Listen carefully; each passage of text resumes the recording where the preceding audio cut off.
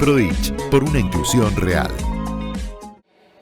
La idea de este taller, se los cuento para que sepan, va acompañado de la charla que vamos a dar mañana. Debería estar invertido, pero bueno, por cuestiones del Congreso está el taller primero. No importa, vamos a solucionarlo, nada es tan grave. Iremos mechando algo de teoría que sí es necesario para que todos se puedan entender las pautas. Y como les decía antes, es un taller muy específico.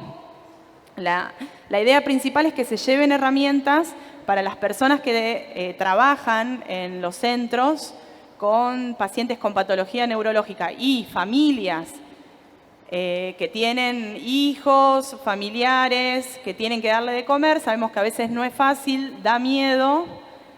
Bueno, la idea es que les sea un poco más fácil el trabajo diario. También tengo conocimiento, tengo acá una compañera de ustedes que viene al instituto. Sé que no hay fonoaudiólogas en la zona. ¿Vos? Bien. Muy bien. Bien, allá hay más. Bueno, me quedo más tranquila.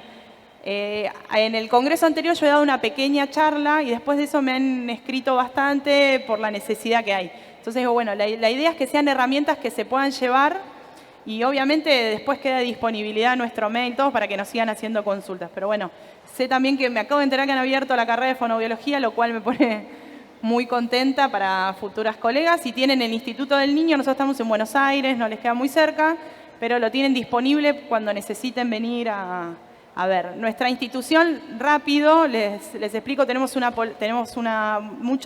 hay varios servicios en los cuales en el Centro Educativo Terapéutico y el Centro de Día tenemos una población motora importante, ¿sí? A nuestra institución concurren aproximadamente entre todos los servicios 400 concurrentes. Más de la mitad tiene patología motora. Así que bueno, por eso hemos desarrollado el departamento de deglución. Para comenzar, les quería decir esto, que por ahí me echamos y que nos hagan preguntas por ahí en el momento, no nos molesta, sobre todo algún caso, que tengan a ver si lo podemos, ¿sí? Solucionar. ¿Sí? Esto te iba a pedir. Ahí, a ver. Yo me voy a poner de este lado, Vero, así no te tapo vos. Y antes que nada, todos los que van a ver acá, nosotros sí trabajamos en equipo. El abordaje de deglución no es posible si no trabajamos en equipo. Nosotros no somos las que diseñamos adaptaciones, no somos los que posturamos a los chicos, sino junto con kinesiólogos, terapistas ocupacionales, la familia y las orientadoras o responsables, somos los que tomamos las decisiones. Para comenzar, son los 7 ejes principales que tenemos que tener en cuenta cuando le damos de comer a un concurrente. ¿Por qué para nosotros como fonoaudiólogas, entre tantas áreas, es importante la alimentación? Porque es el momento de vinculación que tenemos con los chicos, ¿sí? No solo a nivel laboral, sino las familias. Muchas veces un concurrente, un paciente no tiene lenguaje, no se comunica, y en el momento de la alimentación es cuando hay un mayor vínculo con la mamá, con el papá, inclusive con los que trabajamos en salud en este ámbito, ¿sí? También hay que tener en cuenta que los concurrentes comen con algunos y con otros no. Pasa en las casas también con nuestros hijos. Mi hija come más con una persona que con otra. Lo mismo pasa con esto. Entonces es importante, antes de empezar, tener en cuenta que la alimentación no es solamente la parte nutritiva, que obviamente que es sumamente importante, sino además la parte vincular y de comunicación, que es hacia todos los referentes principales que están todos los días con los chicos. El primer eje importante para la alimentación de una persona con patología neurológica, a ver, ¿a dónde tengo que apuntar? Ahí está, acá, apunto.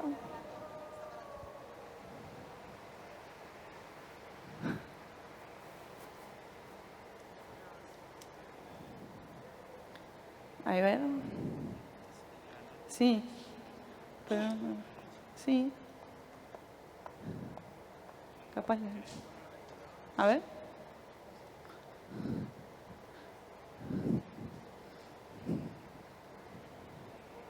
Ahí, se ve que es acá. Bueno, la postura y posicionamiento es el primer eje principal.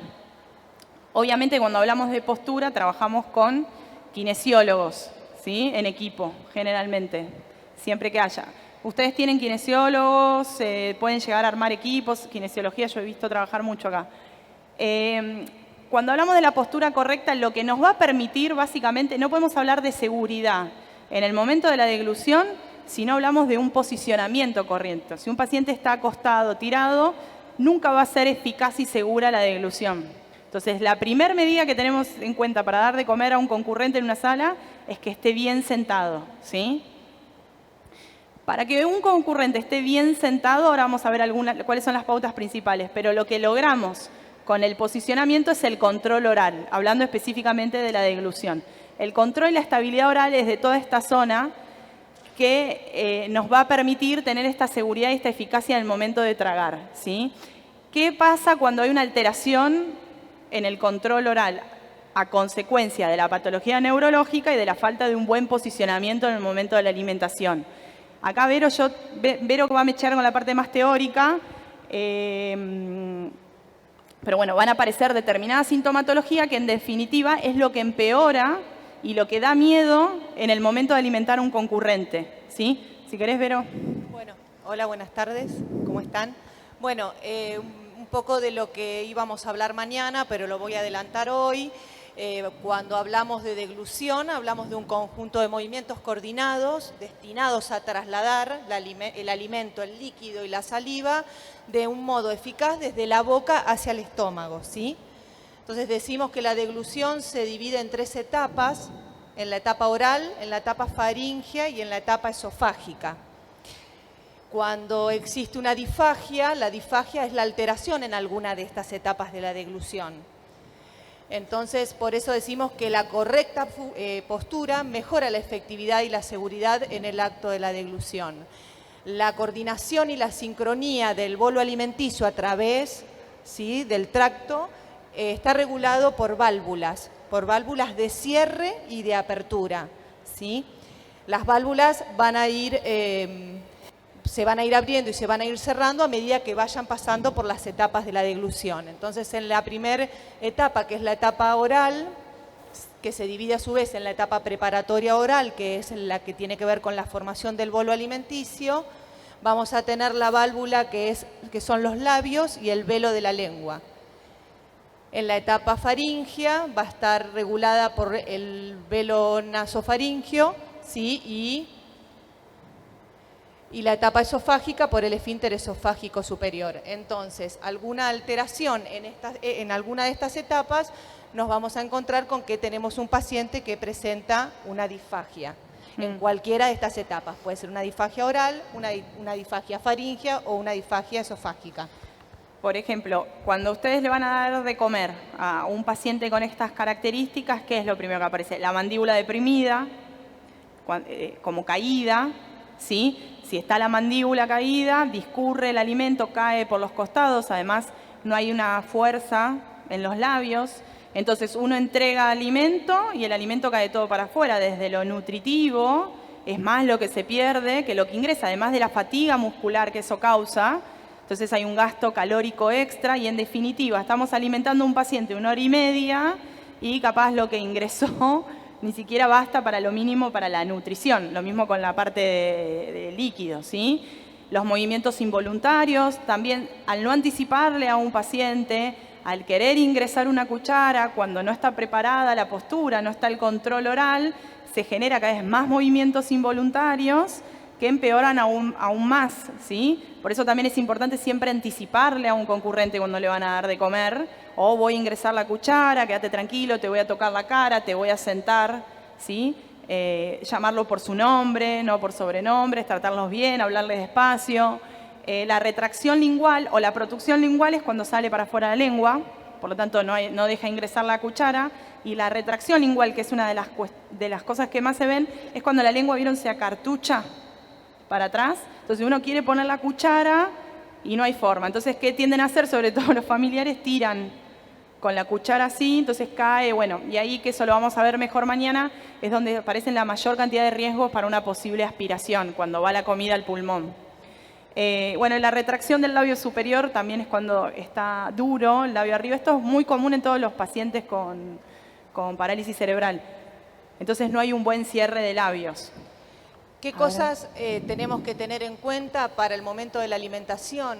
En la etapa oral vamos a tener en cuenta los labios. Los labios, el cierre de los labios, que en los pacientes con trastornos neurológicos, la apertura de la boca es dificultosa y no aparece un sellado labial. El labio es la primer válvula y es muy importante porque el cierre labial es lo que me permite la presión negativa que necesita la lengua para luego propulsar el bolo, ¿sí?, hacia la parte posterior y que se pueda activar el disparo de la deglución.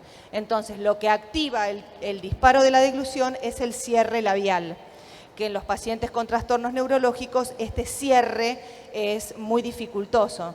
Entonces uno muchas veces tiene que facilitarlo con un montón de maniobras para lograr que el cierre sea lo más efectivo posible. ¿Por qué? Porque la lengua va a ser la que va a ejercer la presión negativa que necesita ese primer tiempo de la deglución, que es tan importante, para propulsar el bolo, ¿sí?, se produzca el disparo de la deglución y se active el pasaje del alimento desde la faringe hacia el esófago. De hecho, traten ustedes, si quieren lo pueden hacer ahora, de tragar con la boca abierta.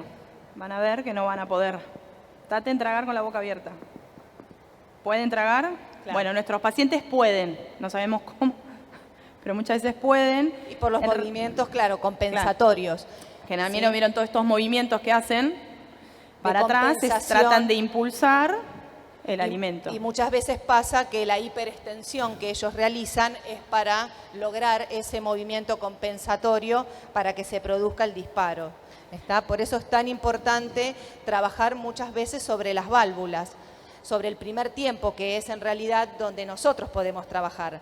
¿Sí? ¿Por qué? Porque los chicos con trastornos neurológicos tienen dificultad en la etapa preparatoria oral y en la etapa oral propiamente dicha. ¿Qué aparecen? Falta de movimientos linguales, no pueden lateralizar el bolo, ¿sí?, porque la lengua que hace movimiento de pumping hacia adelante y hacia atrás, o lo que nosotros llamamos la protrusión de la lengua, ¿sí? Tienen caída de la mandíbula está siempre así, entonces no hay movimientos de ascenso y descenso de la mandíbula. Entonces, esas dificultades en la etapa preparatoria oral, cuando pasa a la etapa oral propiamente dicha, ¿qué va a pasar con ese bolo? Va a perder efectividad para que pueda ser trasladado desde la lengua y se pueda producir el disparo de la deglución para que se active la próxima válvula. ¿Está? Entonces, cuando existe esa debilidad, ¿qué pasa? Hay una disfunción de válvulas. Después vamos a ver mañana cuáles son esas válvulas que van a quedar abiertas y eso es lo que va a provocar el riesgo de aspiración en los chicos con trastornos neurológicos. Claro. Tengan en cuenta que nosotros todo esto lo hacemos de una forma coordinada, ¿sí? Y es inconsciente, salvo el proceso de abrir la boca, ingresar el alimento y empezar con la masticación, todo lo demás es totalmente inconsciente. En nuestros concurrentes, ese proceso que es totalmente inconsciente muchas veces se vuelve tedioso, consciente, y ahí aparece el rechazo, el no poder, son conscientes de que no pueden, no la pasan bien. Bueno, y todo esto empeora el cuadro motor de base que tiene. Entonces, vuelvo a repetir, brindando pequeñas herramientas, anticipando a los pacientes, mejoramos una gran parte de la complicación que tienen en el cuadro alimentario, ¿sí?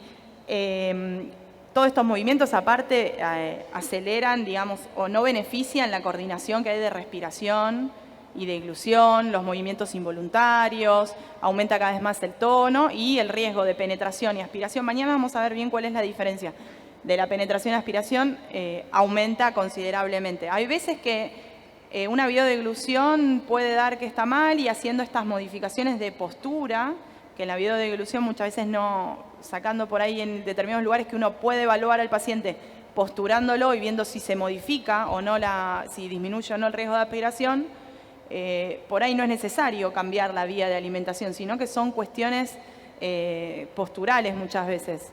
Este irá para acá. Ahí está. ¿Cuáles son los beneficios de este control oral? Obviamente va a haber una alimentación segura, una alimentación eficaz, los nutrientes van a llegar y digamos, el chico va a estar nutrido e hidratado correctamente. La mayor interacción del paciente con el entorno. El momento de la postura, además de para que coma bien, sirve que la alimentación es un momento de socialización. Nos juntamos en una mesa, tratamos de comer, charlar, es por ahí el momento que compartimos cuando llegamos de trabajar. Entonces, lo que permite que esté bien posturado y bien sentado en su silla con una mesa es que pueda participar del proceso familiar. Por más que lleve más tiempo, y puede estar conectado con la persona que lo alimenta. Después, bueno, la seguridad respiratoria para evitar que se aspire.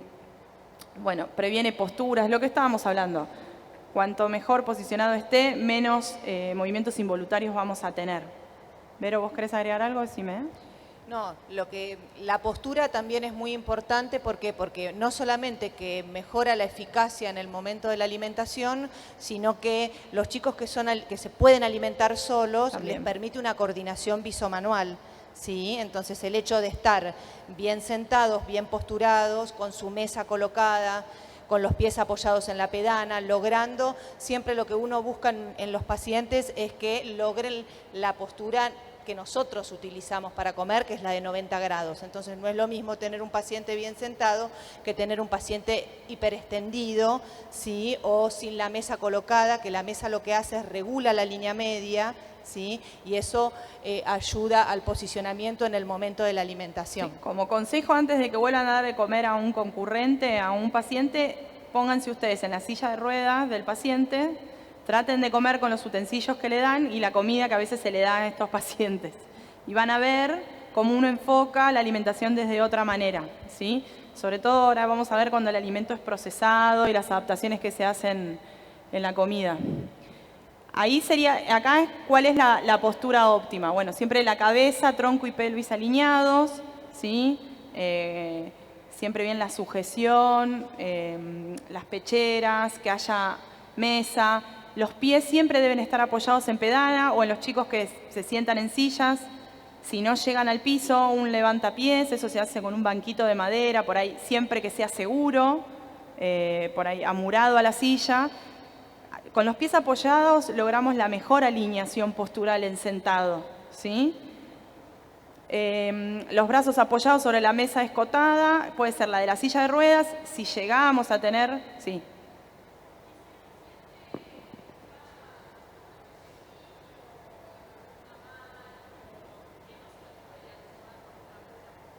Sí, bueno, a ver, yo sí, obvio.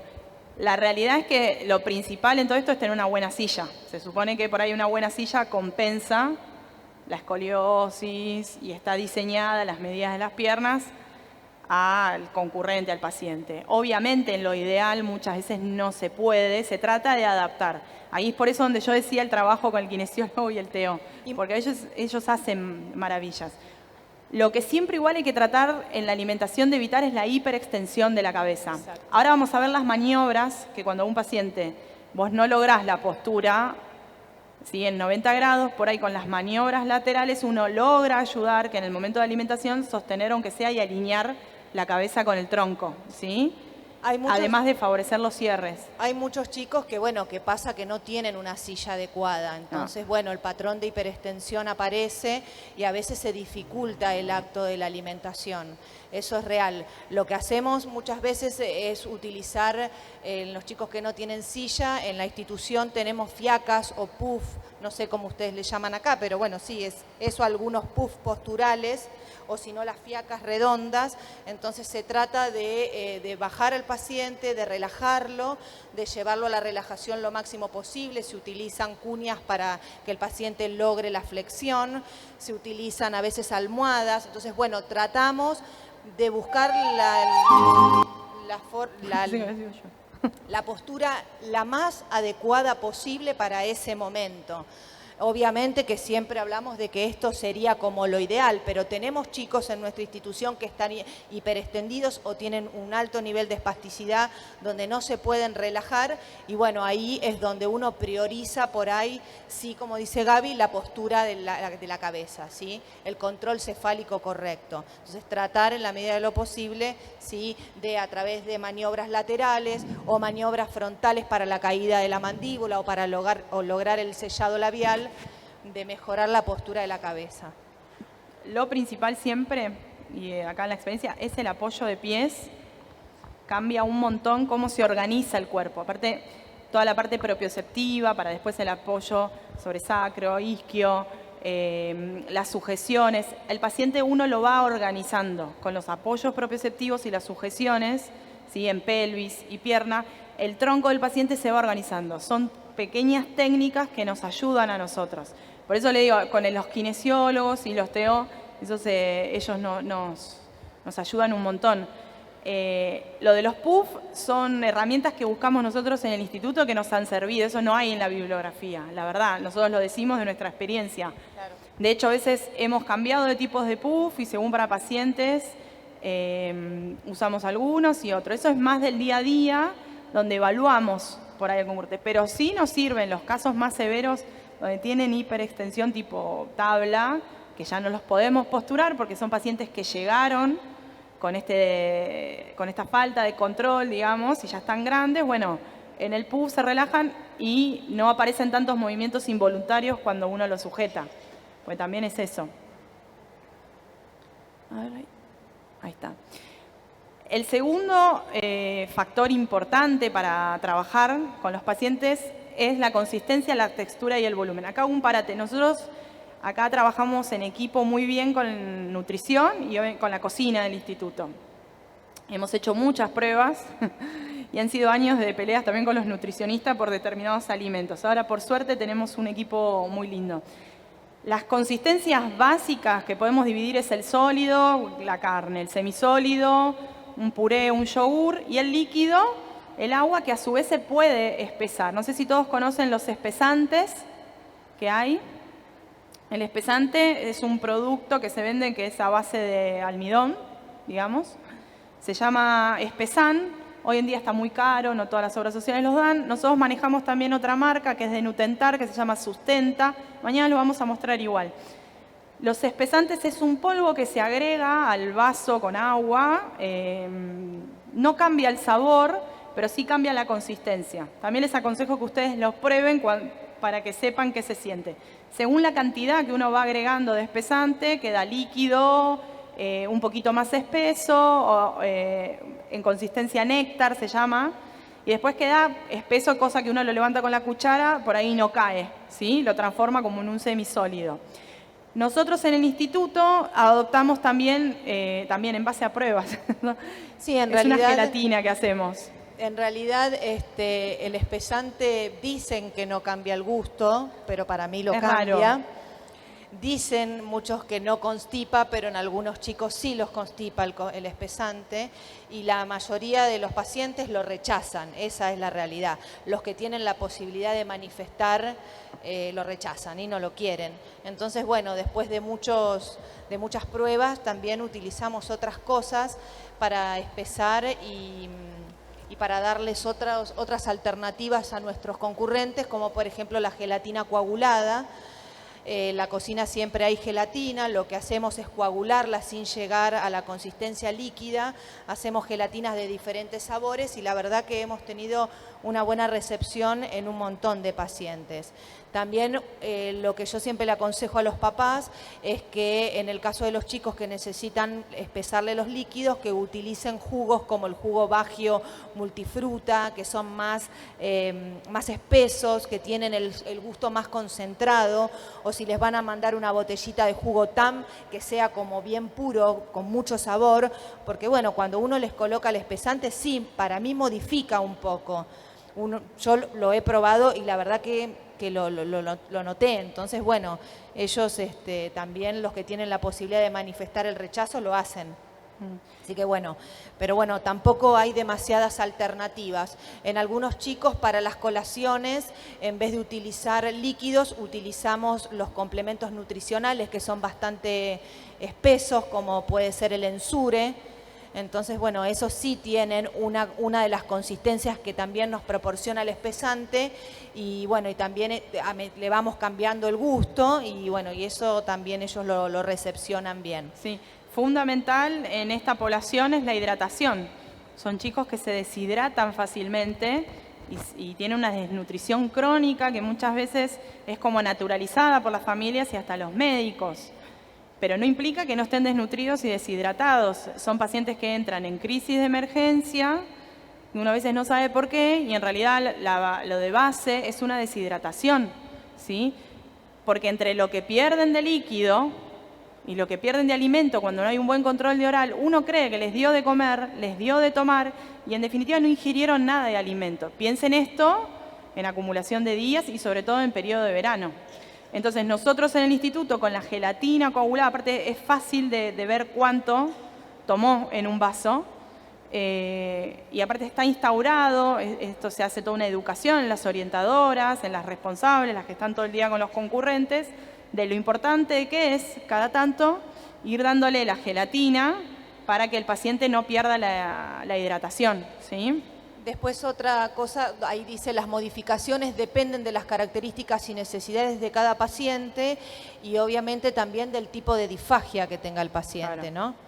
Porque de eso también va a depender. Los chicos que tienen una disfagia severa pero que pueden ser alimentados por vía oral, sí, nosotros siempre nos inclinamos con las consistencias semisólidas y ahora vamos a ver que dentro de las semisólidas cómo vamos adaptando el alimento. ¿Está? Pero bueno, eso lo hacemos a través de la evaluación del paciente y muchas veces de estudios alternativos que también se le hacen para saber el tipo y el grado de disfagia que tienen. Por eso es importante trabajar con la parte de nutrición, ya esté dentro del instituto o afuera, porque en el instituto todo hay un menú adaptado, si es diabético, si es celíaco, si tiene una protección gástrica, para bajar de peso, para aumentar de peso, y además ya sale de cocina cómo viene adaptada la comida, si sale procesada, si sale mixada, si sale cortada sí o no, es como en conjunto, es lo mismo, porque habla de la alimentación. El no disociar al paciente en diferentes partes y verlo como una persona integral, sobre todo dentro de un instituto, es más fácil para todos y para la educación de la gente. Una persona que entra a trabajar, entra sabiendo que el paciente, además de cuidárselo nutricionalmente, se lo cuida deglutoriamente, ¿sí? Y empieza a trabajar también en equipo, porque trabaja con la TO. Che, ¿sabés que lo veo sentado así con el kinesiología? Nos llama a la fono. ¿Sabés que me parece que empezó a toser, que los ojos se le ponen rojos? Que, digamos, por eso es importante concebir al paciente en su integridad y no por partes. Porque la persona que entra a trabajar en ese sistema. Entonces ya la tenemos adentro después. También es importante que la fonoaudióloga pueda orientar a los maestros especiales, a las orientadoras, a las auxiliares de sala, a todas aquellas personas que intervienen en el proceso de alimentación de ese niño, que estén preparados para saber qué tipos de maniobras pueden usar, porque bueno, no siempre está la fonoaudióloga dentro de la sala, sino las que están son las personas que están todo el día con los chicos, entonces que estén preparados y capacitados para eso. A ver ahí está. Bueno, ¿cuál es la textura? Esto que hablábamos que también en el instituto se hace de cocina y también se entrena a los papás para que lo hagan en sus casas, no es que tampoco es una ciencia, es cortado pequeño, un cortado normal, puede ser un poco más chiquito. El procesado no es el puré, no es, eso sería más el mixado, que es con la mini pimer. Obviamente nosotros tenemos industriales, pero el procesado es una procesadora que queda con cierta textura el alimento, digamos, hay pedacitos de alimento. Mientras el paciente pueda ingerir y no sea riesgoso, es beneficioso que tenga pedacitos de alimento. ¿Por qué? Por el manejo de la lengua, por la sensación, por los músculos masticatorios. Si no llega a tener masticación, por la mascación.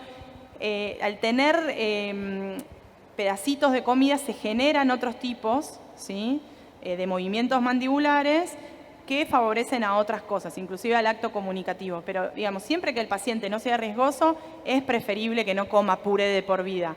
Porque aparte es otra información que le damos, otro tipo de información que recibe a nivel sensorial, ¿sí? Nosotros en la charla de mañana le damos bastante importancia a la parte sensorial. No es algo aislado en el acto de alimentación.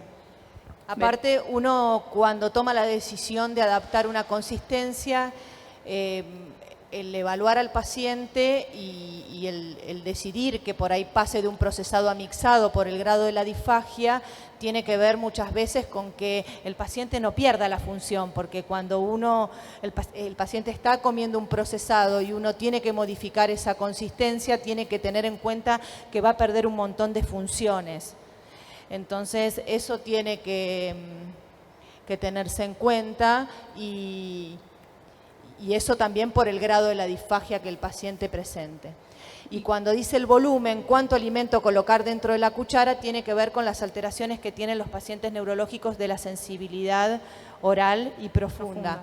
¿Por qué? Porque muchas veces estas alteraciones en la sensibilidad no les permite reconocer el alimento dentro de la boca. Entonces muchas veces tenemos que hacer modificaciones en el volumen del alimento, ya sea en la textura, en la temperatura, ¿sí? En la cantidad, muchas veces para aumentar el input sensorial y otras para los chicos que tienen sensibilidad profunda para disminuirlo. Claro.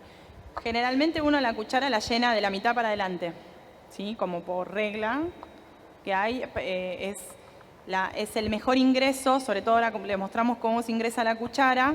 Es la mejor parte que ante un posible cierre labial, con ayuda o independiente, arrastra y el paciente aparte no tiene riesgo. Pero muchas veces es necesario aumentar el tamaño de la cuchara, por más que dé miedo. ¿Por qué? Porque para aumentar este input sensorial que dice Verónica, además, atrás hay una parte de la faringe que se llama pilares, que es lo que desencadena el reflejo de deglución. Directamente uno toca con la cantidad de comida y se genera el disparo de la deglución. Muchos pacientes no tienen buen disparo de deglución, no por eso se aspiran, ¿sí?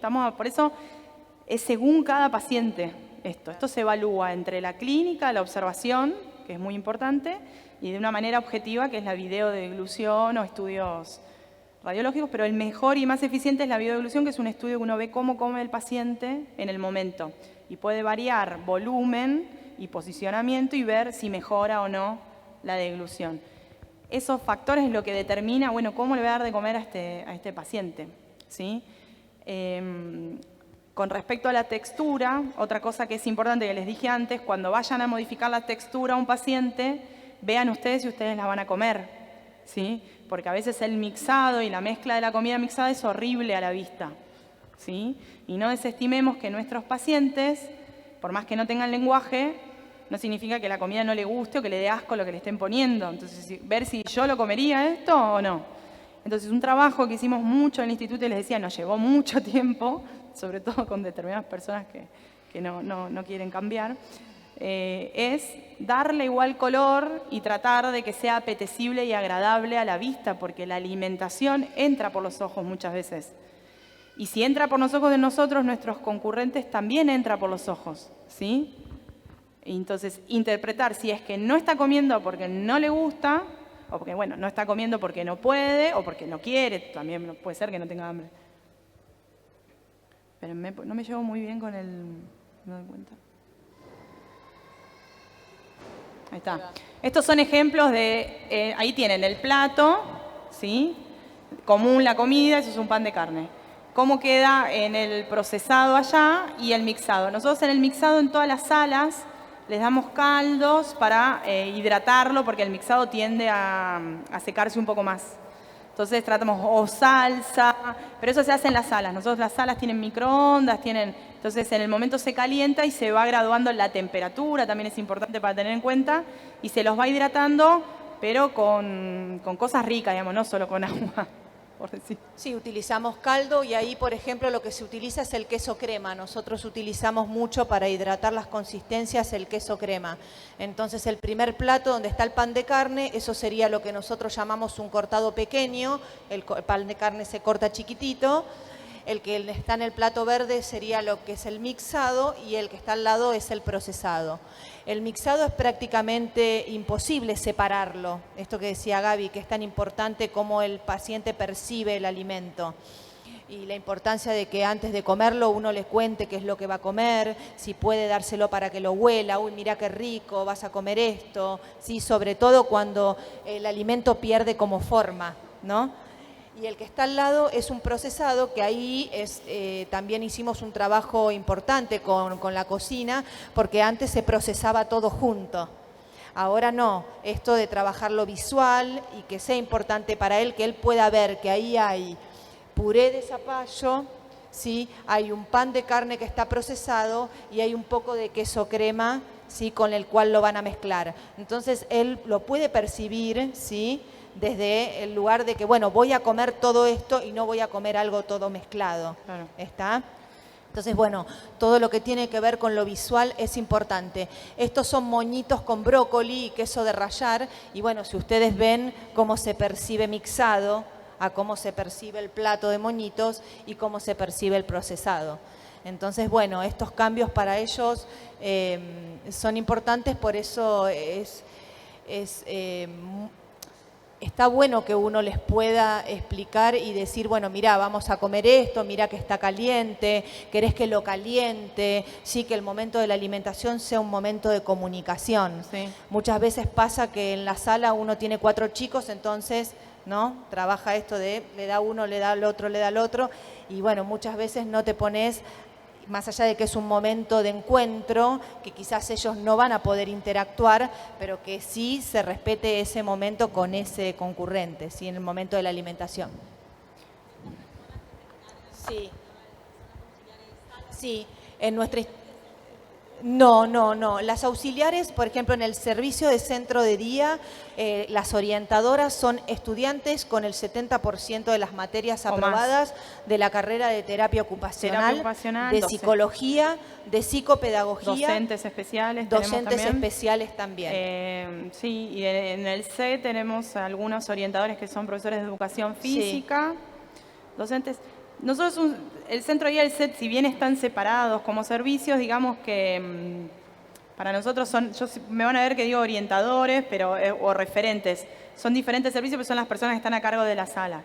Las auxiliares de sala, nosotros tenemos una universidad, la Universidad de Quilmes, que es como un semillero importante de terapistas ocupacionales, y es muy buena, entonces tenemos una población inmensa de terapistas ocupacionales que por ahí son auxiliares, estudiantes, generalmente después van pasando a orientadoras o después son TO en el instituto o fuera.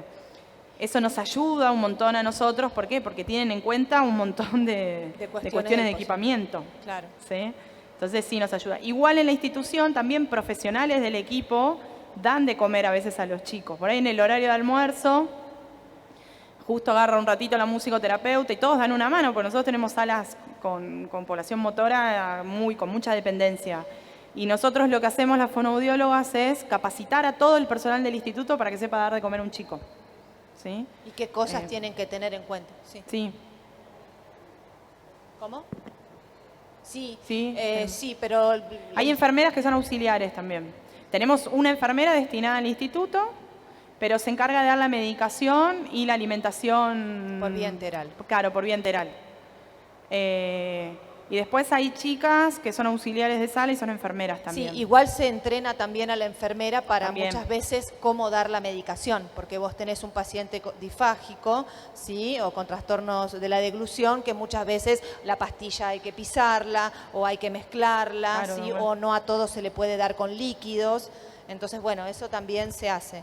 Años anteriores le daban la medicación, entonces el paciente se ahogaba, no tomaba nada, claro. Entonces se incorporó también, se le da con el alimento, se le da así, se le da así. Lo que les iba a decir, lo que no tenemos en el menú, y eso se sacó después de muchos años porque nunca se le encontró la vuelta y no tenemos paciente que no se haya ahogado, aunque no tenga una disfagia, es el arroz, lenteja. Las legumbres, sí. Y se puede suplantar desde lo nutricional, no es que sacamos algo y el concurrente que está 7 horas en el instituto no recibe nutricionalmente lo que tiene que recibir, no. Eso fue algo, y es un alimento que para los pacientes neurológicos es muy difícil de ingerir, muy difícil. Y también el trabajo con las familias, ¿no? Claro. Porque muchas veces nos pasa que los papás sí le dan arroz, sí le dan lentejas. Le dan ravioles. Y a veces pasa que cuando un paciente tiene alteración en el segundo tiempo de la deglución y tiene debilidad en el disparo de la deglución, lo que pasa es que eso, con la acumulación de secreciones y el alimento que queda pegado en las paredes de la faringe, lo que pasa es que cuando termina de comer puede llegar a aparecer la aspiración por la cantidad de alimento que quedó acumulado. Entonces, muchas veces se le explica también a los papás, porque nos ha pasado de chicos que han venido al instituto de la noche anterior, ¿sí? Con episodios de tos y de ahogo. Y vos indagás, llamás por teléfono y qué comió ayer y qué le pasó que tiene tanta tos, y el papá te dice comió arroz, comió lentejas. Entonces, bueno, esa acumulación de moco con comida en la pared de la faringe por la debilidad del tiempo de disparo deglutorio, ¿sí? Hace que el paciente persista con esos síntomas y eso es muy riesgoso. Entonces, bueno, también hay que trabajar con la familia. ¿Cómo? En el instituto no tenemos indicado porque tenemos servicio de emergencia. Entonces no tenemos autorizado tener aspirador. No, Si podemos llegar a utilizamos usarlo aspirador. si la emergencia tarda. La realidad nosotros tenemos contratado un servicio de emergencia y llega a los 3 minutos lo tenemos. Igual tenemos oxígeno, tenemos la enfermera lo puede usar, pero si se activa lo que se llama SEM, es preferible no usarlo. Te va llamando el enfermero. Utilizamos el aspirador en aquellos casos que el ya médico, claro, lo haya prescrito. Entonces, sí, el chico viene con su aspirador y en algún caso de urgencia se llama a la enfermera y la enfermera lo aspira. Pero en aquellos que no tenemos la prescripción médica, llamamos al servicio de emergencia. Nosotros somos centro terapéutico, no deberíamos realizar prácticas médicas. ¿Sí? En ningún centro terapéutico, que uno en el momento haya una emergencia y obre, pero en realidad, ante la ley, nosotros somos terapeutas y las prácticas médicas quedan únicamente y exclusivamente para los profesionales médicos, ¿sí? Salvo RCP y sí administrar oxígeno, pero teniendo un saturómetro, lo mismo kinesiología respiratoria, entonces hay que tener un equipamiento para poder hacerlo. Obviamente, si no viene, lo que sí hemos hecho varias veces en emergencias son maniobras para activar el reflejo de tos, maniobras para expulsar el alimento. Sí. Hemos hecho muchas veces momentos complicados y hemos tenido. Eso sí lo podemos hacer porque son maniobras preventivas o para revertir una situación de ahogo, ¿sí? Que está dentro de lo que es la reanimación o una urgencia. Pero ya cuando es medicación, aspiración, sin control de saturación, en realidad no podríamos, ¿sí? O dar oxígeno. Ahí les quería mostrar que esto justo es el menú de invierno, entonces hay polenta, pero uno trata de darle color, por lo que les decíamos a la vista, trata de darle color, además de los nutrientes, tratan de que sean platos coloridos para que a los chicos les guste también. ¿Sigo, Vero? Sí. Ahí está. Estos son ejemplos que pusimos para que vean. Eso es lasaña, por ejemplo. Allá que es pollo, ¿no? ¿Cómo cambia la... ¿Vieron qué diferencia que es? No es lo mismo comer un plato. Bueno, lleva mucho tiempo. Lo que pasa que es el mixado o a veces si no tienen que ir a vía enteral. Entonces, bueno, tratamos de evitar. Acá. Esto es lo que hablábamos un poco antes. ¿Por qué es tan importante el trabajo de la fonoaudióloga con la nutricionista y en el caso que haya una cocina o en la casa la cocinera? No solamente esto es en un instituto. La alimentación tiene que ser agradable, nunca se olviden de eso. Por eso le digo, pónganse en el lugar de sus pacientes antes de darle de comer algo o de querer usar esta cuchara o de querer que se siente así, porque sí. No es porque sí, sino tiene que ser un momento agradable que el paciente quiera comer con nosotros, que se siente seguro de comer con nosotros, que nos deje tocarlos, anticiparlos, pedirles permiso, ¿sí? No son cosas, son seres humanos. Yo quiero ver que si yo estoy ahora, voy, te agarro la boca si vos me dejás. No. Y te meto una cuchara. Todo lo que es oral es muy invasivo, ¿sí? Desde temprana edad. La oralidad es invasiva, poner una cuchara, tocar a un paciente. De hecho, la rehabilitación de deglución en pacientes muy pequeñitos no es fácil porque muchas veces hay llanto, es como agresivo a veces. También por la parte sensorial. Acá está Marisol, que va a hablar mañana de integración sensorial, eso lo vamos a dejar a ella. Entonces, tiene que ser agradable, apetecible, respetuosa. La alimentación debe ser respetuosa, anticipada, ¿sí? Y eso, el trabajo con cocina, las cocineras también tienen que mantener a rajatabla el menú, la adaptación del departamento de deglución. Si todo esos engranajes funciona, no les voy a decir que el paciente no va a tener más una disfagia, sino que el paciente por lo menos va a comer mejor, salvo que haya algo clínico o médico que lo impida y tiene que, por su seguridad, usar otra vía de alimentación. Vamos a apurar un poco. Utensilios y adaptaciones que se suelen usar en los pacientes. La mamadera, llegan a veces pacientes de mucha edad con mamadera, con un agujero así, que ahí es sumamente peligroso, porque cuando le decís a la mamá, mostrame cómo le das de comer, es un paciente grande con una hiperextensión y obviamente cae, porque la mamadera es como un vaso, porque tiene un agujero así. Entonces, la mamadera solo está indicado para pacientes pequeños, generalmente para pacientes que tengan un reflejo de succión, porque de hecho está buena porque estimula toda la musculatura, ¿sí? Cuando se le da mamadera a un pacientito, por decirlo, porque debería ser chiquito, nos tenemos que asegurar de que esté bien sentado. En pacientes neurológicos, yo siempre estoy hablando, ¿eh? Bien sentado, sin que la cabeza caiga, sin que le caiga el alimento. Justamente porque cuanto más sentado está, los movimientos de adelante y atrás, de succión, que fortalecen toda la musculatura labial y toda la zona oral, se generan mejor y obviamente hay mucha más seguridad, ¿sí? Y siempre con el apoyo de la cabeza en el brazo de la persona que le dé la mamadera. Nosotros no sugerimos el uso de mamadera mucho tiempo, la verdad. O sea, como cualquier chico, digamos, el nivel madurativo, no importa si tiene una discapacidad o no, la mamadera cumple su función hasta una determinada edad y si requiere abrir el agujero de la mamadera es porque no tiene que usar mamadera, es por eso. O sea, hay gente que le pasa comida por la mamadera. Hemos visto carne, ¿viste? Sí, tipo carne picada. Entonces, no, señor, para eso voy una cuchara, porque realmente es mucho más riesgoso si uno le tira la comida a un paciente. Y a veces pasa que la mamadera tiene que ver con una cuestión de comodidad de los papás, porque tenemos chicos que vienen con mamadera y le preguntas a la mamá por qué utiliza la mamadera y te dice porque me resulta cómodo, porque voy al hospital, porque estoy todo el día en la calle y porque le resulta más cómodo a ella. Y cuando uno empieza a intentar quitar la mamadera, se da cuenta de que no hay problema, que el chico acepta perfectamente el cambio.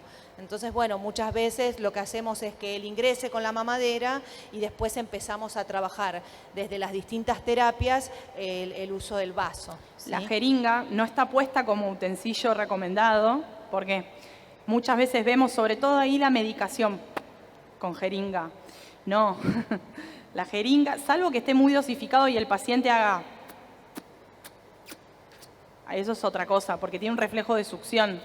Pero si uno tira con una jeringa, va directamente... Ahora, es que pasa que esto es lo que yo les decía, eso se va a ver mañana. ¿Qué pasa cuando a un paciente le cae comida sin deglutir? Deglutir es que si ustedes se tocan acá, tragan y se les mueve esto. En ese momento se cierra la vía aérea, entonces la comida no va para el pulmón, va para adelante y llega al estómago. Eso es cuando es seguro. Si un paciente, inclusive a mí, me tiran agua, yo porque tengo por ahí otros reflejos, pero nuestros pacientes no. Y yo todavía no deglutí, no tragué, la vía aérea está totalmente abierta. Entonces, que entre agua al pulmón no sería nada porque tiene el mismo pH del pulmón, pero que entre comida o que entre Coca-Cola, que es bastante común, o medicación neurológica, que son medicaciones bastante ácidas, muchas veces, de hecho, los pacientes toman protectores gástricos, imagínense, en un epitelio como el pulmón, si no está protegida la vía aérea, es posible que se aspire, se va a aspirar de hecho, y lo que llega al pulmón sí es muy dañino, no es agua generalmente. Entonces, la jeringa no está aconsejada para nada, porque no se puede regular el volumen y no se puede preparar a un paciente para un disparo, no hay anticipación aparte.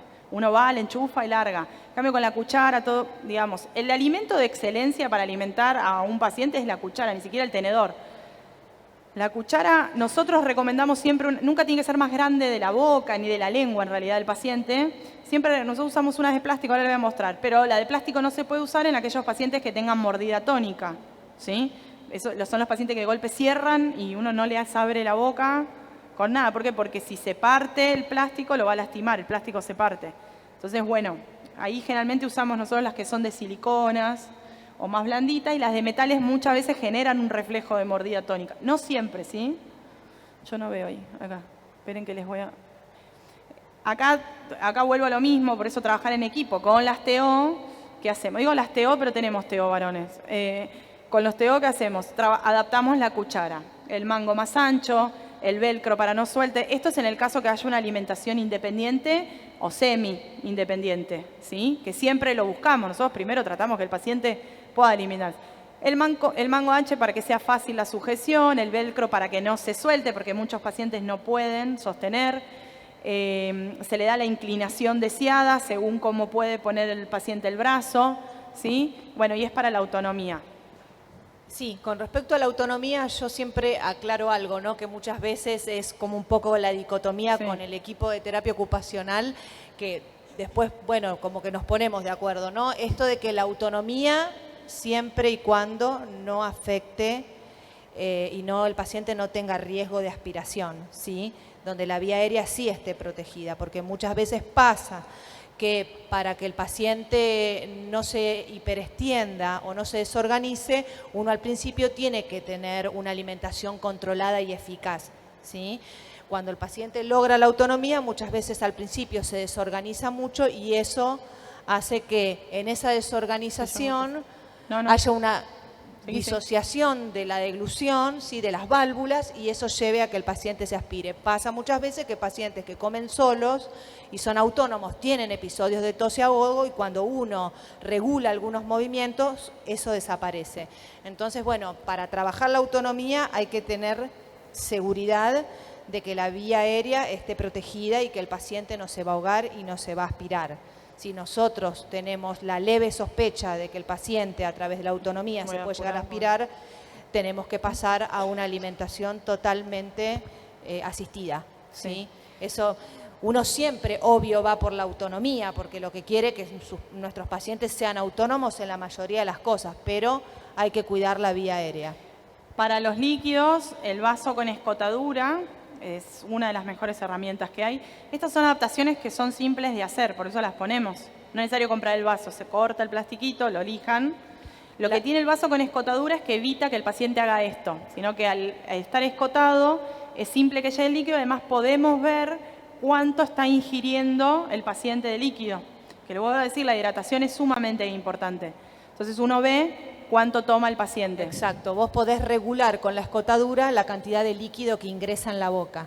En realidad la escotadura es más para la persona que le está dando de tomar, ¿sí? ¿Por qué? Porque uno, ahora si vemos las maniobras, para la toma de líquido se usa la maniobra lateral, donde el fonoaudiólogo se pone de atrás, ¿sí? A través de un control lateral, ¿sí? Con el vaso escotado vos podés ver la cantidad de líquido que está ingresando, y así el que regula el ingreso es uno, ¿sí? Entonces evita el riesgo de aspiración. ¿Qué pasa cuando vemos que el paciente puede agarrar la cuchara, la podemos adaptar, pero no llega? Ahí vamos a los terapistas ocupacionales y haceme un plato con reborde, levantámelo ya porque quiero probar. Ahí surgen los dilemas entre nosotros, pero lo voy a poner mejor acá. Se ve mejor en la foto de nuestros pacientes. Ahí está. Esas son cosas caseras, ¿sí? Que hacen nuestros queridos Teo. Ahí levantar el plato con o sin reborde. En el caso del medio tiene reborde, ¿ve? Pero no está levantable. Además con altura, ¿por qué? Porque el codo no llega sino. Entonces, por ahí a veces inclusive le levantamos el codo, entonces uno le da esta estabilidad. Esto es más de Teo, lo que estoy hablando, ¿no, Mari? Me estoy metiendo en el terreno. Y evita la hiperextensión. La elevación del plato evita la hiperextensión. ¿Por qué? Porque el recorrido es más corto, ¿sí? Y no solamente que evito la hiperextensión, sino que evito que el paciente se fatigue. ¿Está? Entonces, esto de tenerlo más cerca evita muchas veces la fatiga, que ese es un factor muy importante de la aspiración, ¿sí? La fatiga. Pasa que a veces en los estudios de videodeglución nos llegan con que el paciente no se aspiró, pero nosotros en el diario vemos cómo el paciente después de 3, 4, 5 cucharadas aparece la tos, aparece el ahogo. ¿Por qué? Porque aparece la fatiga. Entonces muchas de estas adaptaciones tienen que ver con eso, sobre todo las que utilizamos para la alimentación. Y esto que dice Gaby de que son cosas caseras, son tupper que uno le hace un orificio, o los tachos de helado, ¿sí? Son cosas caseras que utilizamos. Se pueden utilizar las cucharas adaptadas convencionales, pero también los terapistas lo hacen en forma casera y también lo pueden utilizar. Lo mismo para los líquidos, vasos anchos. Nosotras muchas veces les cambiamos a gomas más anchas, a veces usamos estas más duras. Esto también es casero, la parte, el filtro del sifón. Del sifón, no me sabía ¿sí? Eso lo sacás, lo desarmás y lo puedes utilizar. Las sondas de nebulizador, muchas veces las sondas nasogástricas o las sondas que se utilizan para la vía vesical, ¿sí? Las utilizamos con los diferentes anchos para adaptar los vasos. El que el sorbete sea transparente también está bueno. ¿Por qué? Porque nos permite a nosotros ver cuando el paciente realizó la sorbición y que él también pueda medir el volumen de ingreso a la boca. Sobre todo si no tiene disparo rápido, si no traga rápidamente y toma, está cayendo el alimento sin que él trague, y eso es riesgoso. Y esto es muy importante, lo que decíamos antes de la mesa, cómo la mesa organiza, ¿no? como no es lo mismo que un paciente tenga mesa a que no la tenga, ¿sí? Porque muchas veces la mesa regula la línea media y hace que el paciente se pueda organizar. Paso porque estamos con poco tiempo. Perdón, me fui mucho. Acá. Ahí son ejemplos. Esas cucharas que están allá son las que usamos nosotros, por ejemplo. No es que se consiguen solo las de arriba, los vasos. Esta es la cuchara de plástico duro que nosotros es la que más nos sirve. Claro, que vimos que era la que más nos servía, con aquellos chicos que tienen la mordida tienen que tratar tónica de que no tenga mucha profundidad la cuchara, tampoco plana, pero ¿por qué? Porque para el arrastre labial, entre que les cuesta, si uno le pone una cuchara profunda, el arrastre no lo hace más, ¿sí? Es más fácil. Espera. Acá. Este es otro factor importante, es cómo se le entrega el alimento al paciente, ¿sí? Siempre la técnica es de aproximación de frente, siempre tienen que tratar de dejar el alimento cerca del concurrente y darle de abajo hacia arriba, pero de frente, ¿sí? Mañana vamos a explicar bien cómo se baja la lengua, por qué se baja la lengua, pero nunca de arriba hacia abajo, ¿se entiende? Sino de abajo, así. Siempre hay que esperar que el paciente se coloque la cuchara, esperar a que abra la boca, si no ahora nosotros lo ayudamos con alguna maniobra, se apoya la cuchara en la boca y cuando el paciente cierra, ahí es donde se retira la cuchara.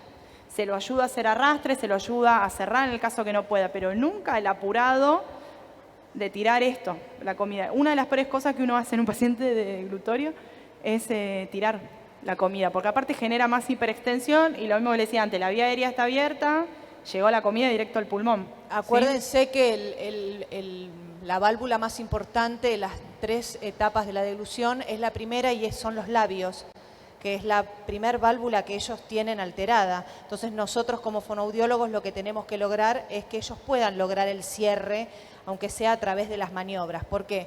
Porque el cierre labial, acuérdense que va a dar la presión negativa que necesita la lengua para poder elevarse y propulsar el alimento. Si no tiene eso, ¿sí?, sumado a la no lateralización de la lengua, ahí es donde se produce la debilidad del disparo y ahí es donde las válvulas quedan abiertas. Con la válvula abierta, el alimento empieza a discurrir a la faringe antes de que se produzca el disparo de la deglución y ahí es donde aparece la aspiración. Ahí es donde nuestros pacientes tienen el riesgo de aspirarse. Recuerden esto de tragar con la boca abierta.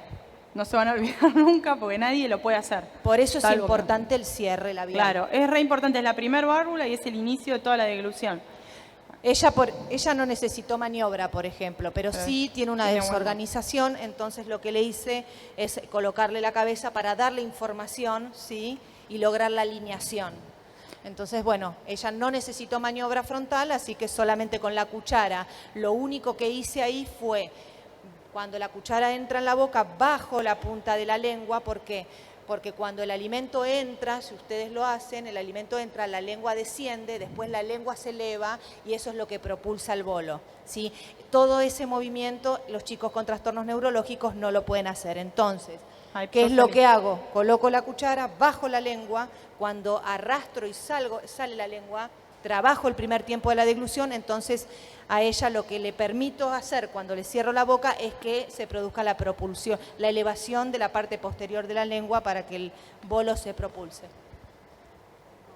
A ver. Ay, sí. Que siempre que hay tos, ¿hay aspiración? No, no siempre, no. Muchas veces la tos es una defensa, ¿sí? No siempre es un riesgo de aspiración, pero sí es uno de los síntomas, o que me puede estar dando la pauta a mí de que hay algo que se pueda estar filtrando. Pero no siempre que haya la tos es un sinónimo de que se esté aspirando. Claro, que haya tos es bueno porque tiene el mecanismo de limpieza, ¿sí? Lo que tenemos que ver es por qué el paciente tose, porque muchas veces un paciente tose y muchas veces no, ¿sí? Eso es lo que también vamos a hablar mañana. Muchas veces uno, es como le decíamos, la videodeglución es un momento, un recorte, ¿sí? Pero que tenga el reflejo de oxígeno es buenísimo, pero bueno, ¿por qué está tosiendo? ¿Por qué está penetrando o aspirando el paciente? Porque en un momento un paciente hace un movimiento brusco, uno lo levanta, recién terminado de comer, y ahí se aspira, porque ese mecanismo está fallando, y ahí capaz no tiene ni tiempo de toser. Y además con el tiempo, por la parálisis de los músculos diafragmáticos, los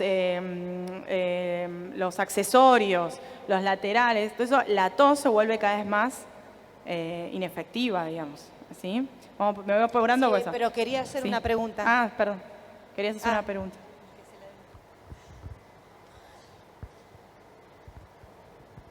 Por ejemplo, si una persona le da el alimento con la cuchara y quiere que esta persona se alimente más rápido, Ah, sí.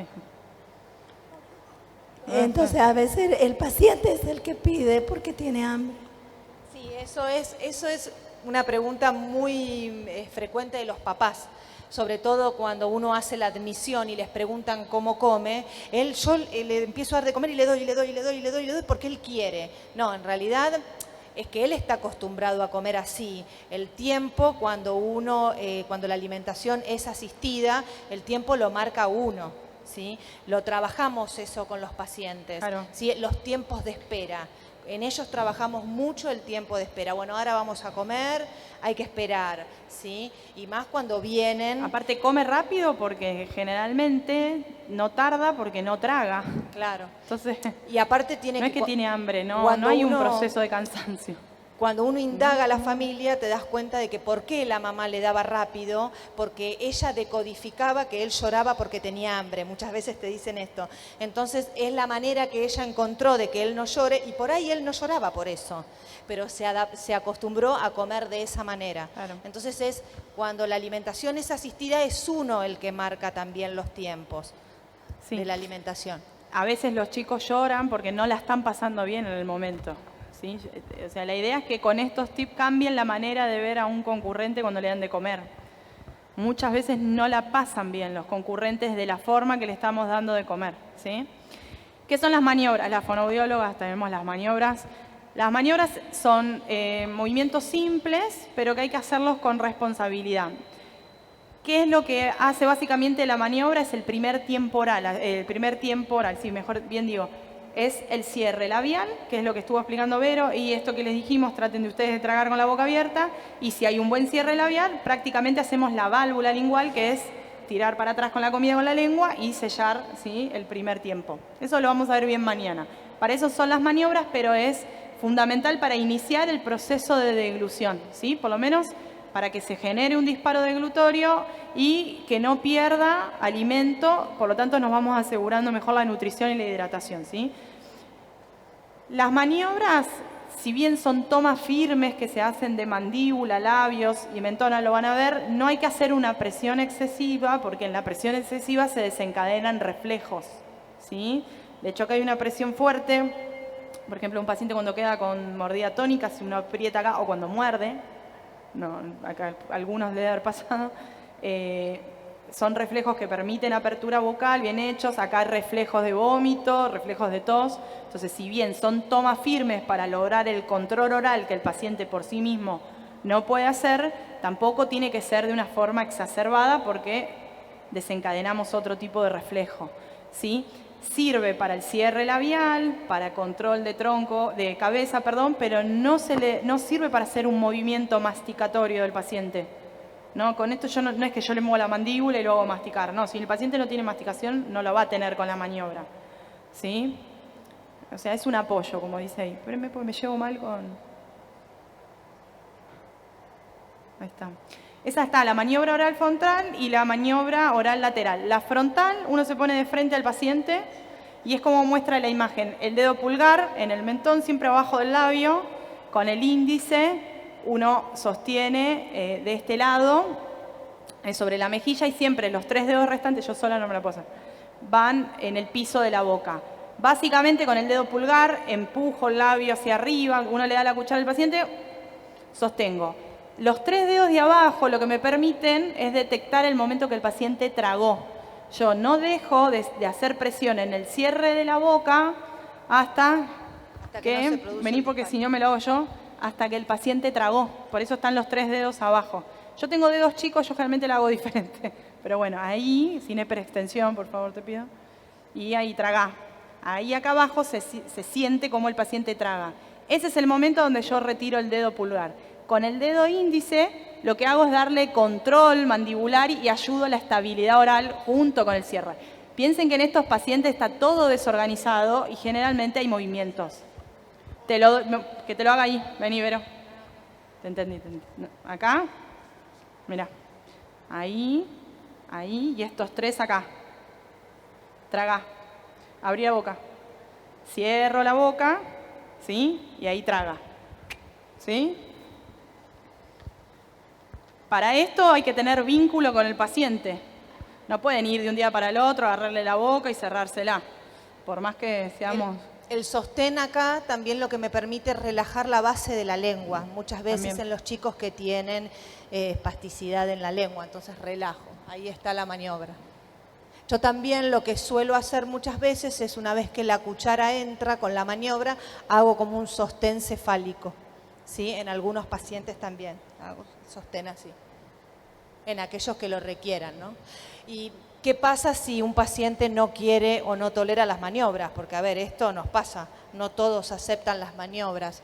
Bueno, ahí ya es más complicado, pero bueno, hay que revincularse con el paciente, trabajarlo con tiempo, trabajar primero desensibilizando por fuera de la boca hasta que el paciente te deje, ¿no?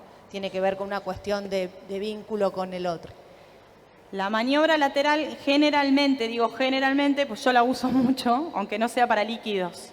La maniobra lateral lo que tiene, uno se pone atrás del paciente, la cabeza del paciente va acá, entonces, por eso yo digo que yo la uso mucho, porque generalmente cuando hay hiperextensión, esto es lo que te decía antes, y el paciente, por más que lo quieras posturar, no lo podés posturar o porque no tiene una buena silla de rueda, tírate para atrás. Entonces, ahí yo hago el control, sin quebrarle la cabeza, ¿no?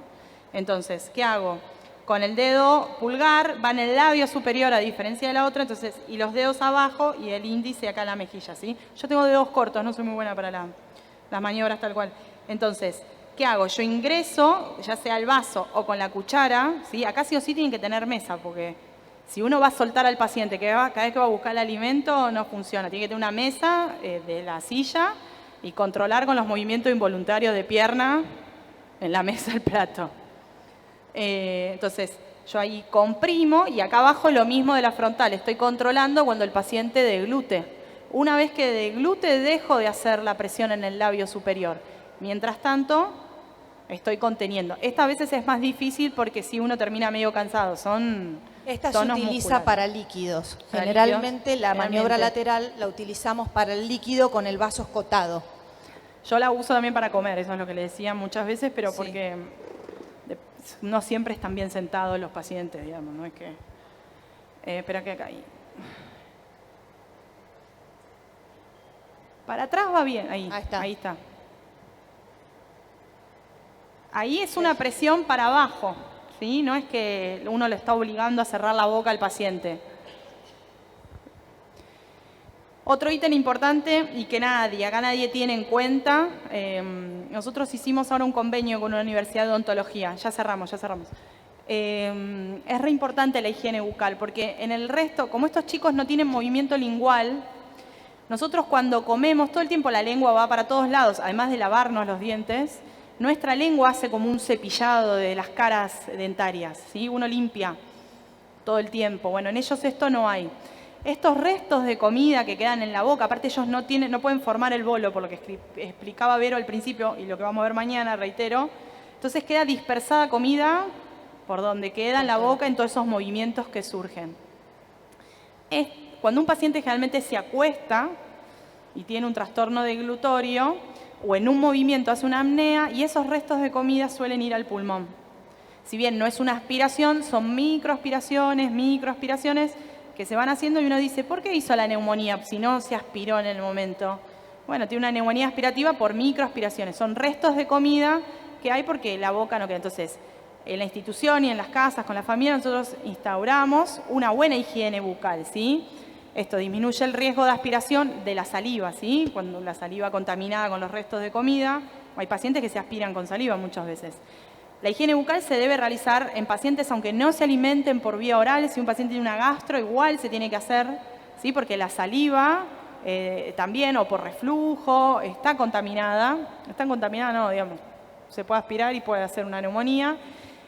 También la higiene bucal, muchas veces usamos la higiene bucal a fonoaudiólogas para trabajar la musculatura, disminuir la exacerbación de los reflejos, sobre todo cuando son más chiquitos, desensibilizar la zona para después trabajar, ¿sí? Eso lo usamos muchas veces con los cepillos eléctricos. Y se debe hacer el cepillado de dientes y de lengua, fundamental. Ahí le pusimos las gasas, el dedo envuelto en gasa, es uno de los mejores limpiezas que hay, uno le pasa por adentro. Obviamente hay que evaluar acá al paciente que no tenga mordida. Si el paciente tiene una mordida, solo se puede trabajar por las caras dentarias exteriores, no se puede entrar adentro. ¿Sí? Ahí sí o sí hay que entrar con cepillo. Pero la gasa es algo simple, rápido, que cualquier familia puede hacer, y a veces el cepillo es más duro y a nivel sensorial es más feo para el paciente. Muchas veces no lo aceptan tanto. No te escuché. Sí, tal cual. Hay un montón con gasas. De hecho, a veces también se usa solución... El blackout que se utiliza, que es un antibacteriano, también lo utilizamos bastante y lo indican los odontólogos. El uso de la gasa y el guante para mí es uno de los recursos que más utilizamos, ¿sí? Porque el cepillo de dientes, primero que no permite que la higiene bucal sea efectiva en los chicos con trastornos neurológicos, en cambio la gasa te da como más información al que está haciendo la limpieza. Entonces esto para mí es mejor, como dijo Gaby, si tienen mordida ingresamos por los laterales, los que se dejan también podemos hacer la limpieza de la cavidad lingual. La gasa se tira, como la gasa se tira es más higiénico. El cepillo de dientes muchas veces si no se lava bien, tiene esto que hacen micosis, que es bastante común. Aparte los remedios neurológicos también ayudan a que haya hongos en la boca, en la lengua. La gasa es como que barre y uno lo puede ver, digamos, y se tira la gasa. El Placau también se utiliza mucho porque hay los pacientes que toman algunos anticonvulsivantes producen enfermedad periodontal. Entonces eso, el tema de la higiene es algo que uno tiene que implementar y muchas veces le explicamos a los papás porque se piensan que se suspende la vía oral y la boca no la limpiamos más. Y ellos, como al tener un trastorno de glutorio, el intercambio de la saliva y al no tener lenguaje no es permanente. Entonces el pH de la saliva que uno va renovando cuando va hablando permanentemente, que nosotros vamos renovando todo el tiempo, ellos no lo tienen y eso acumula muchas bacterias.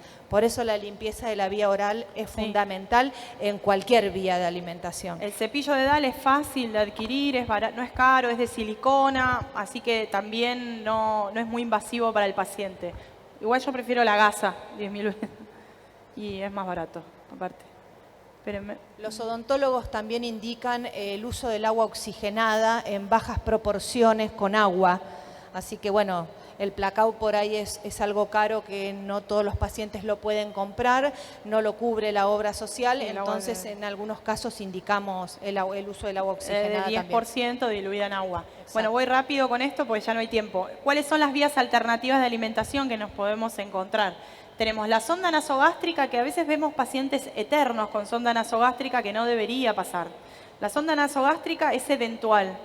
Un paciente tiene un problema de glutorio, una cirugía, por ahí tiene 3, 4 meses la sonda. Si debe persistir la vía de alimentación alternativa, porque el paciente no puede seguir ingiriendo por boca, no debería seguir con una sonda nasogástrica, ¿sí? La sonda va de la nariz al estómago, ¿sí? Aparte es tedioso, es fácil de que se contamine, generalmente se cambia en la casa y si hay reflujo, no está indicada una sonda. Muchas veces inclusive genera, nosotros tenemos pacientes que generan más reflujo.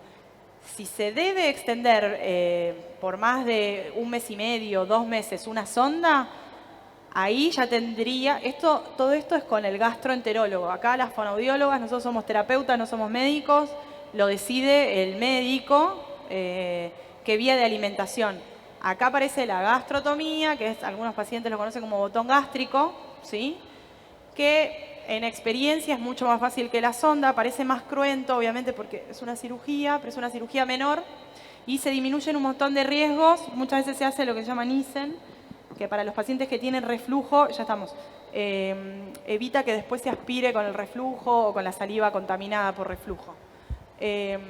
La realidad que en la experiencia la gastrotomía es mucho más sensible. Una vez que la familia acepta, después está mucho más tranquila. Al principio hay una resistencia tremendo. Pero bueno, aparte el paciente de golpe está bien nutrido, está bien hidratado, entonces la familia lo empieza a ver, está mejor conectado, obviamente, porque se siente mejor, y el paciente. Y muchas veces está la alimentación mixta.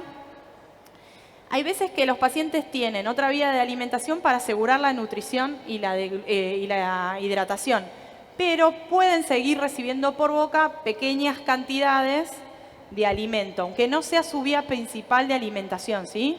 Para nutrirse e hidratarse estaría la gastro. Para la parte más social y afectiva con la familia se puede seguir dando pequeñas porciones de comida, generalmente mixado, papilla, siempre y cuando no se aspire con estos alimentos, ¿sí? Aunque un paciente igual no se alimente por vía oral, se sigue trabajando y estimulando la vía oral, sobre todo para dar esta sensación de placer, sobre todo un paciente que se alimentó por boca, ¿sí? Entonces, por ahí, sin que se aspire o sin un alimento riesgoso, uno trata a veces de darle esta satisfacción sensorial, decimos nosotros, y la mamá como que mantiene ese vínculo. Para las mamás, los papás es un momento de vínculo con su hijo. Entonces, bueno, tratamos de buscarle la vuelta cuando se puede, si es muy riesgoso o no. Y también porque más allá de que no sea su vía de alimentación, sigue deglutiendo la saliva.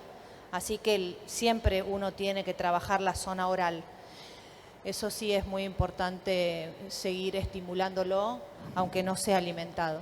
Para cerrar, como resumen, ¿qué tenemos en cuenta en una sala o en una casa para darle de comer a un paciente? El posicionamiento, lo que hablábamos al principio, la línea media, siempre que el paciente esté apoyado los pies, la pelvis, tratar de que los brazos estén apoyados.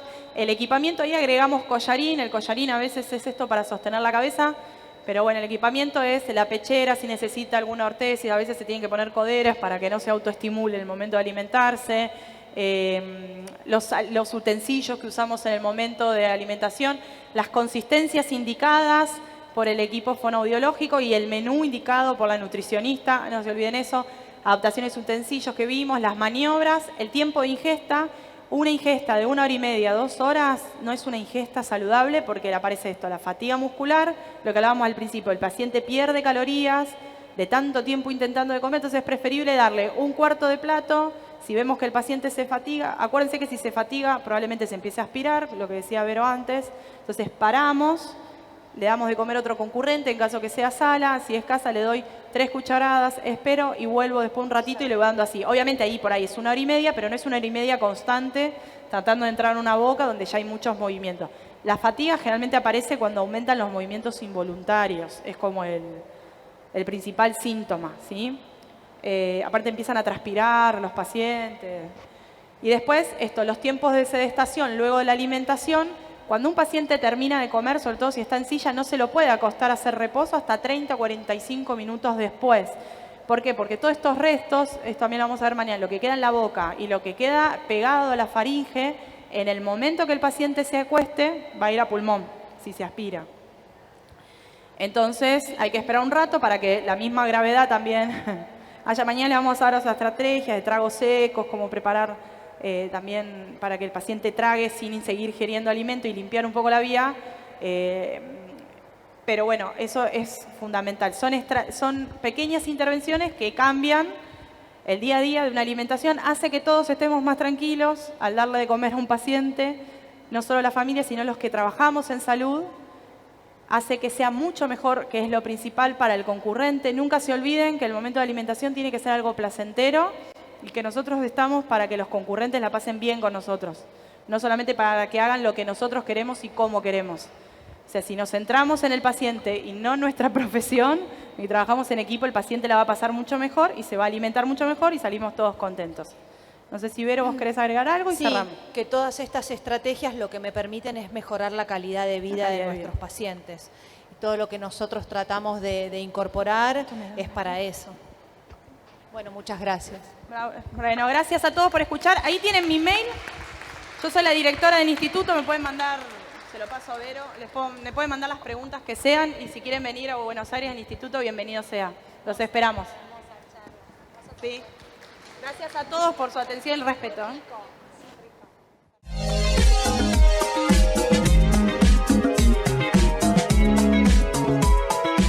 IPRODICH, por una inclusión real.